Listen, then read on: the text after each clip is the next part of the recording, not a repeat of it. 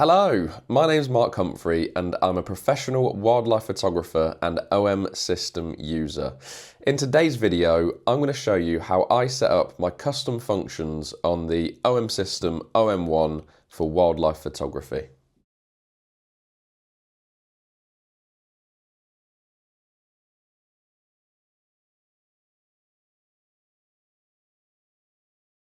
I'll just quickly show you how to save a custom mode. You just go into the menu and it's the very first setting here. So click on custom mode, click into any of these that you'd like to save the current settings into, and then you just press set.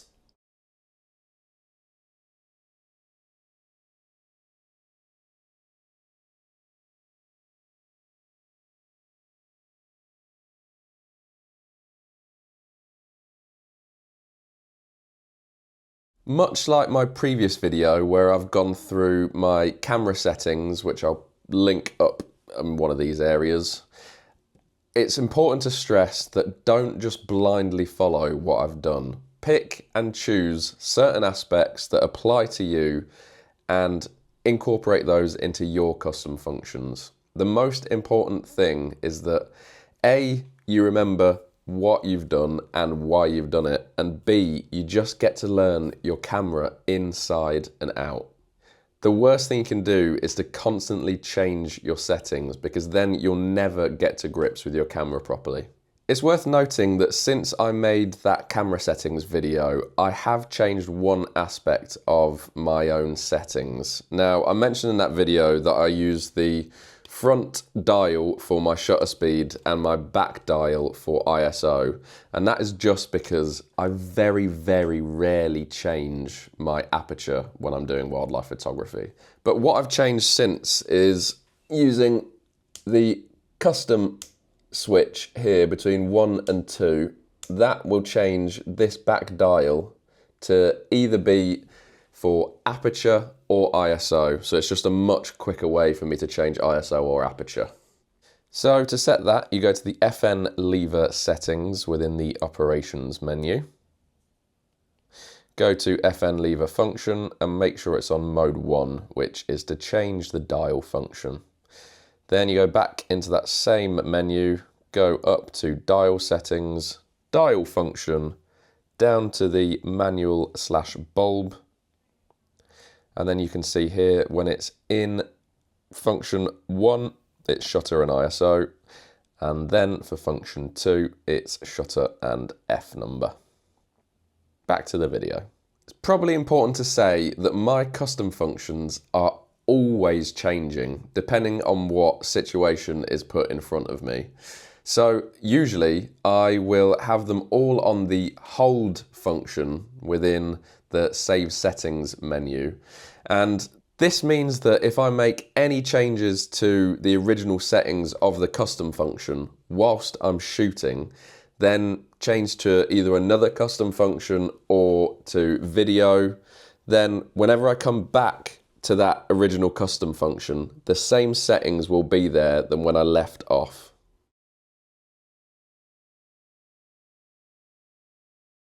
Probably counterintuitively, my main general purpose custom function is usually C4, and the reason for that is I shoot a lot of video and I can very quickly change from C4 to video and then back again. As I said, I usually keep this as an all-rounder, so essentially I can just quickly turn my camera on if something appears. The settings will be there or thereabouts for the situation. So roughly that's usually around 1,250th of a second for the shutter speed. I will 99% of the time be shooting wide open, so the lowest f-stop that you've got for your lens. And I use manual ISO, so I'll usually keep that around 800 and just quickly change it depending on the situation. But if you are going to use auto ISO, I would probably suggest dialing in a little bit of negative exposure compensation just to ensure that you don't blow out any highlights when you first pick up your camera. And most other settings I've discussed in the previous video that I spoke about, but I will always have SH2 25 frames per second switched on, back button focus, continuous autofocus, and then use the AEL button to turn bird detect on and off. And usually either use a small focus area or all, but I like to have the flexibility of the other options as well. Now, I do usually set the white balance in camera to save myself some work in editing, but as long as you're shooting in RAW, it's absolutely fine to stick it in auto. For C3, I set this up very similarly to C4, but this one is all about utilizing Pro Capture. So this is with the Pro Capture SH2 mode, as this means that you will have continuous autofocus throughout your shooting. If you'd like to see my video on when I use Pro Capture to photograph pied flycatchers, then I'll link that somewhere above me now as well. As it's usually for high speed action, my default shutter speed will be higher, so usually around 2,500th of a second. And I've found that half a second of action before pressing that shutter button is ideal. So I will set the pre-shutter frames at half of the frames per second. So say if I've set it to 25 frames per second, then I'll set pre-shutter frames as 13. Or if it's 50 frames per second, then 25. And I usually back button focus, but as I did for the pied wagtails, if I know that I'm going to be waiting for a long time, I will put the focus back onto the shutter button and just let bird detect autofocus do its thing. And that means one fewer buttons to be holding down whilst waiting for the action. C2 is what I usually keep for slow shutter speeds. So I am very partial to using slow shutter speeds within wildlife photography. And if you live in the UK, you'll know that the conditions or the light isn't always optimal for fast shutter speeds. So I end up using slow shutter speeds an awful lot. First things first, I will use the shooting mode silent sequential, as there are no limits to how low the shutter speed can go. Whereas in 25 frames per second SH2 on the Mark 1, the lowest is 320th of a second. And on the Mark II, the lowest is 160th of a second. I will usually set the shutter speed for around a 60th of a second, but again, as with all my other custom functions, this is very fluid. Aperture I will usually keep at around f8, but again, that depends on the lighting conditions and the specific look that I want to a shot.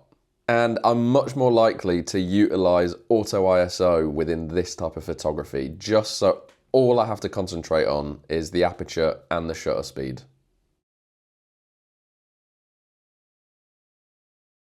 C1 is the custom function I utilize for both flash photography and macro photography. They usually intertwine. So my shutter speed as a standard will be kept at 1/200th of a second. I will usually have my aperture around f8, just because if you're getting in nice and close, you want a larger depth of field. But once again, this is always fluid, and the same applies to ISO.